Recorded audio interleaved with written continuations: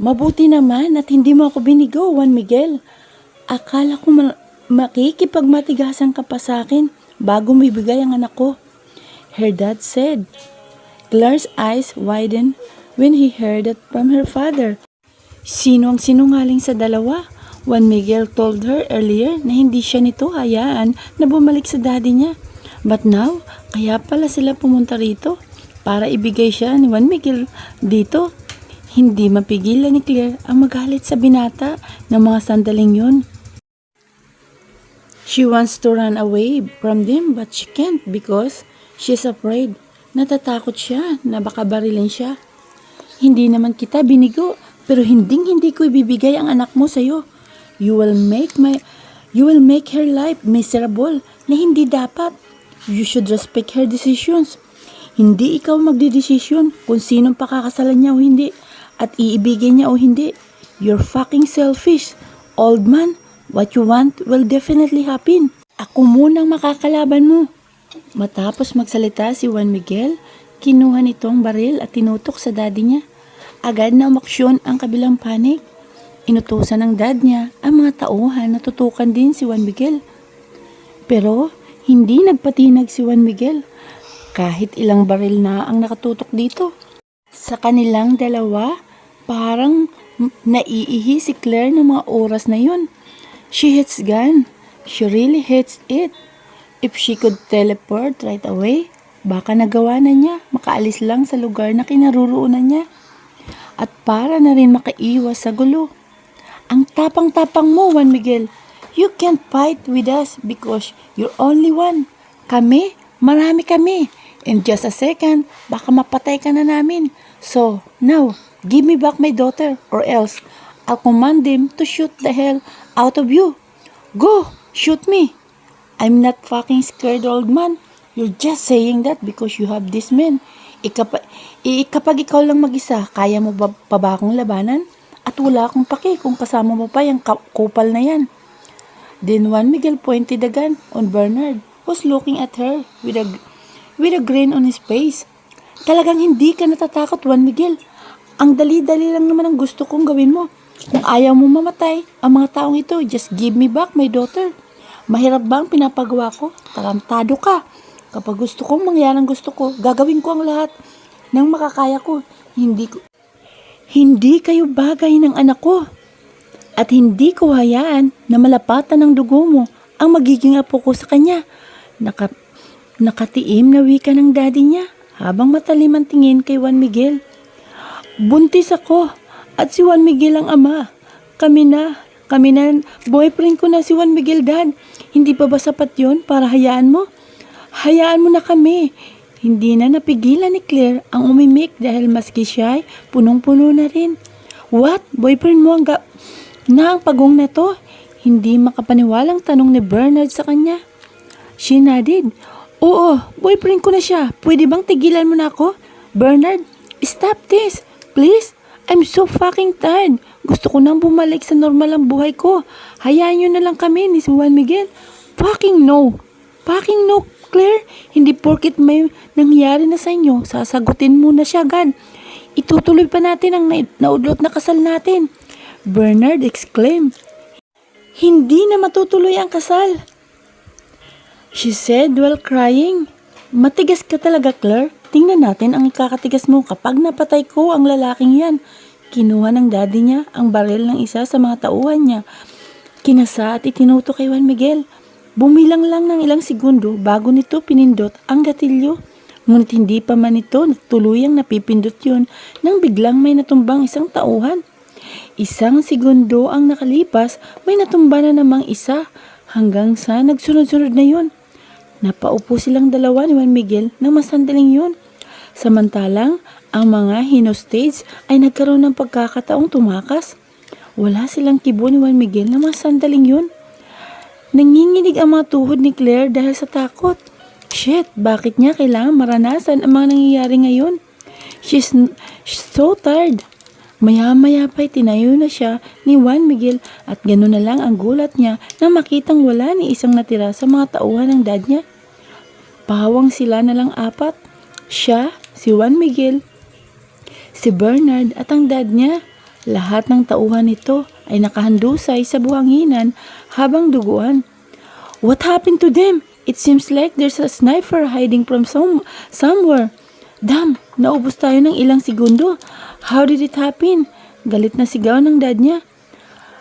Baka kagagawa nito ni Juan Miguel na yan, ani Bernard. Wala kayong alam, Bernard. At wala kaming alam din dyan. Sigaw niya dito. Juan Miguel, I'm begging you please, ibalik mo ang anak ko para makaalis na kami rito. Natumba bigla si Bernard. Shit, fucking shit. Wake up, Bernard. Gumising ka, tarantado ka. Inalog pa ng daddy niya si Bernard, pero hindi niya pa rin ito magising. Napakapit ng mahigpit si Claire sa kamay ni Juan Miguel. Nag-iisa na lang daddy niya, kaya may tendency na sila na ni Juan Miguel ang susunod. Ayaw niya pang mamatay lalo pat buntis siya. Ayaw niyang may mangyari sa kanilang dalawa ni Juan Miguel. At maski sa daddy niya, kahit anuman ang mangyari, ama pa rin niya ito. Bibigyan kita ng pagkakataong umalis dito, sir.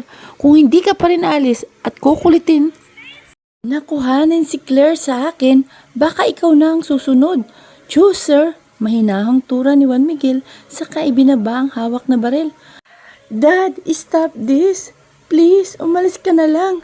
Ilang pagmamakaawa ang kailangan kong gawin. Tumigil ka lang. Huwag mo hayaan na mamatay ka ng dahil lang dito. No.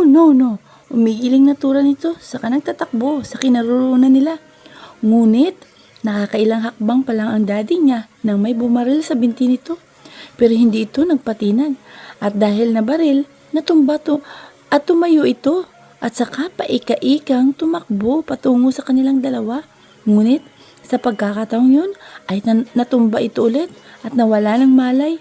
Agad na bumitaw si Claire kay Juan Miguel at nilapitan ang daddy niya. Dad, wake up please! Umiiyak niyang sabi saka inuga ang katawan nito. Pero hindi pa rin ito nagigising. Juan Miguel, what did you do? Tanong niya sa nobyo na nasa tabi niya, nakatayo. Wala akong ginawa, mi nobya. Halika na, umalis na tayo rito. Nang hawakan ni Juan Miguel ang kamay niya, agad niya yung inagaw. Hindi ko iwan dito si daddy. Why, Claire? Why? Sa dami ng ginawa niya sa'yo. Nagawa mo pa rin mag-alala sa kanya, ha? Umalis na tayo at baka tayo na ang susunod. Matigas nitong saad. Walang nagawa si Claire kundi ang pumayag. Nang tumayo siya, hinawakan na ni Juan Miguel ang kamay niya at hinila siya palayo. Habang palayo, tiningnan niya ang dad niya. Naaawa siya rito. Mali itong ginawa niya pero natatakot din siyang mawala. At sana kapag nagkita sila, buhay pa ito. Bro, papuntahin mo rito ang mga yate. Tell them na sunduin na mga tao rito. Isasara ko muna ang isla pansamantala. Ani Juan Miguel nang makasalubong nila ang kaibigan nitong si Cruz. Sure bro, anong gagawin doon sa mga patay? I think some of them are not dead. Tumawag ka na lang ng tulong. Walang makukulong sa atin dahil wala naman tayong ginagawang masama. Hindi natin kasalanan ang nangyari sa kanila. How about that? Juan Miguel, hayaan na lang ba natin siya riyan? Singit niya. Ganun na nga, Menobia. Let's go. Nang hilain na naman siya ni Juan Miguel, wala na siyang nagawa. Pumasok sila sa hotel at sandaling kinausap ang mga nasa front desk. Nang matapos, tinungo na nila ang elevator para makabalik sa rooftop. Ngunit hindi pa man sila nakakapasok nang may tumawag kay Juan Miguel. It's Warren. Bro, you have to know this. I saw a person on the rooftop. Siya ang bumaril sa kanila. It's impossible. Nasa rooftop si Briggs. He could see that. What? Nasa rooftop si Briggs? Hindi makapaniwalang tanong ni Warren. Nakita ni Claire ang panlalaki ng mga mata ni Juan Miguel. Bago siya nito, hinila papasok sa elevator. Aligagang pinindot nito ang button paitaas. Nasa rooftop ang sniper, tapos nasa rooftop din si Briggs. O no, nang bumukas ang pinto, nagtatakbo sila patungo sa hagdan na kumukonekta sa rooftop. Nang makalabas sila, ay agad nilang pinuntahan si Briggs at gano'n na lang ang gulat ni Claire nang makitang walang malay ito habang nakaupo pa rin sa inuupuan kanina. Bumitaw si Juan Miguel sa kanya at sumampa. Bro, wake up bro. Dahan-dahang nagmulat si Briggs. Fuck, Juan Miguel. What happened? May sumakal sa akin kanina. Hindi ko kilala kung sino. What? So it means hindi mo nakita yung tao rito kanina? Tao? Anong tao? I didn't see anything. Fuck. Fuck it. Let's go, bro. We have to leave. Okay, wala nang naging imik pa si Juan Miguel. Inaya na siya nito kaya wala siyang ibang nagawa kundi ang sumampa. Sinuot na nila ang kailangan suotin bago pinalipad ni Briggs ang helicopter. Habang umaandar, tumingin siya sa ibaba at mula sa may likod ng tangke sa rooftop, may nakita siyang isang lalaki. Naka-hoodie ito kaya hindi niya namukhaan. Marahil ito ang bumaril sa daddy niya dahil may hawak itong baril. Sino ito? Anong motibo nito para gawin yun? Imbis na sabihin kay Juan Miguel na nahimik na lang siya. Wala sa mood si Claire ng mga sandaling lumilipad sila dahil patuloy niya pa rin iniisip ang daddy niya. Sana naman ay buhay pa ito. Kung hindi nila makukuha ang hustisya dahil hindi nila alam kung sino ang gumawa nun. Imposible namang si Juan Miguel dahil kasama niya ito kanina pa. Susubukan niyang tawagan ang mami niya kapag nakauwi sila para makahingi ng update tungkol sa daddy niya. No matter what happens, he's still her father. Minobia, are you okay? You're shaking. Napalingon agad siya kay Juan Miguel nang magsalita ito. I am fine, Juan Miguel. You don't need to worry about. Iniisip mo pa rin bang dad mo? Gusto mo bang bumalik tayo? But look, baka mapahamak pa tayo. Hindi na, Juan Miguel. Baka nga mapahamak pa tayo. Hindi pa naman ako handang mamata. You will not, Minobia. Don't worry. Cross and Warren will do their best. Mailigtas lang sila. Thank you, Juan Miguel. Nakangiti niya sabi. Hindi umimik si Juan Miguel. Bagkus ay niyakap lang siya nito patagilid. Sinandal niya ang ulo sa balikat ng nobyo nang makaramdam ng antok. She closed her eyes. Makalipas ang ilang segundo, nakarating na rin sila ng bahay. Malungkot na nakatanaw si Claire sa kalangitan na pinagniningningan ng libu-libong mga bituin. Ilang oras na siyang wala sa sarili, hindi na niya nagawang kumain ng lunch at dinner. Sa tingin niya kasi, kapag kakain siya, may susuka lang niya yun. Ayaw pa naman din niyang magkalat lalo na't ganitong sitwasyon. Nang makarating sila rito kanina, she tried to call her mother. But she didn't answer. Lagpasan po yata ang ginawa niyang pagtawag dito. Pero wala talaga. Tapos kanina lang, tinawagan niya ulit ito. Katulad kanina, ganun ulit. Hindi siya sinasagot. Pinanghinaan na ng loob si Claire. Ilang oras nang nasa utak niyang dad niya. Okay lang ba ito? Buhay pa ba ito? Ama niya pa rin ito, kaya nag-aalala siya rito ng lubusan. Ayaw naman niyang umuwi sa kanila dahil baka ikulong siya nito ulit. Untinto na siya kung nasaan siya ngayon at hindi niya hahayaan na bumalik siya sa bahay nila dahil baka maranasan niya muli ang mga naranasan niya nitong nakaraan. Minobia, let's go inside. It's already 11 p.m. Agad niyang pinunasan ang ilang butil ng luha sa magkabilang pisngi. Saka hinarap ang nagsalita. Peke siyang ngumiti na makita si Juan Miguel na papalapit sa kanya. He's topless kaya kita niya ang maskulado nitong katawan. Hindi pa ako inantok, Juan Miguel. Malumana niyang saad. Minobia. Nang makalapit si Juan Miguel, hinawakan ito magkabila niyang kamay at masuyo yung hinimas. You're pregnant at hindi magandang magpuyat ka. Kung hindi ka buntis, hayaan kita na sa gusto mo. But you're pregnant and you need to rest. Just for our baby. At sinapo nito ang isang kamay ang tiyan niya. Sa kamarahas na hinimas yun. Mahal ko ang anak natin kaya hindi ako gagawa ng ikakapahamak niya. But Juan Miguel, I really can't sleep. Kahit pumikit ako, hindi pa rin ako makakatulog. I think makakatulog lang ako kapag nabalitaan kong nasa maayos na kalagayan ng daddy ko. Bumuntong hininga siya saka tumalikod sa binata at muling tumingin sa kalangitan. Hindi umimik si Juan Miguel. Nanahimik na lang siya dahil ang totoo ay gusto niyang katahimikan. Yung tipong tanging kuliglig lang ang naririnig niya.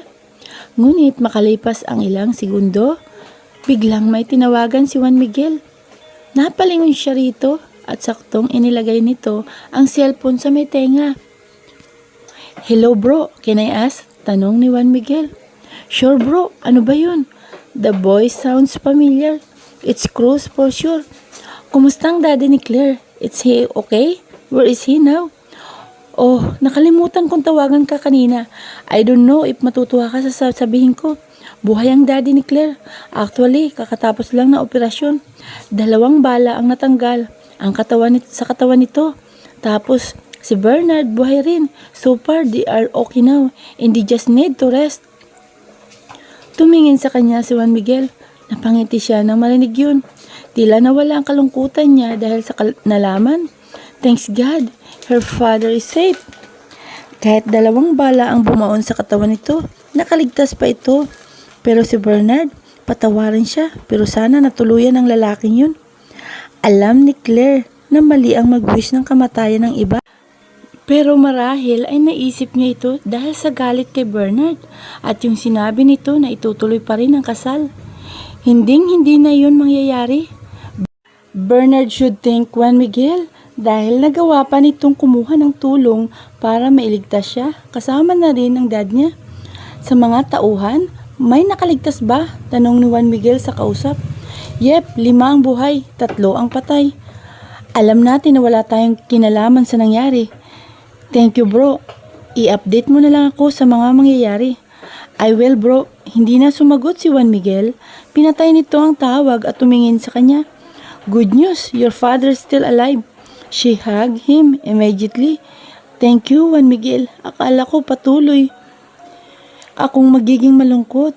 You made me happy. Ngayong buhay pala si dad. Pwede na ba ako matulog? You don't need to thank me, Minobia. I didn't do anything para makasurvive ang ama mo. You should thank the doctors instead. No, I mean kahit magkagalit kayo ng daddy ko, nagawa mo pa rin magpatawag ng tulong. Kasi ayun ang kailangan nila. Diba, Minobia? She nodded. You're right, Mitodo, let's go. Juan Miguel smiled. Hinawakan nito ang kamay niya sa kahinila na siya sa loob. Nang makapasok, ay sabay silang humiga sa kama. Juan Miguel, may sasabihin ako, ani Claire habang nakatingin sa kisame. What is that, Minobia? Tanong nito. Nilingon niya ito at napangiti siya na makitang halos magkalapit na ang mukha nilang dalawa. Lalo niyang nakita ang kagupuhang taglay ng nobyo.